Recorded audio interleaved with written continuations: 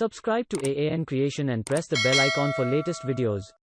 Welcome again friends, in this video, I show you how to find any Wi-Fi password using CMD. Search CMD in the Windows search bar, run CMD as administrator.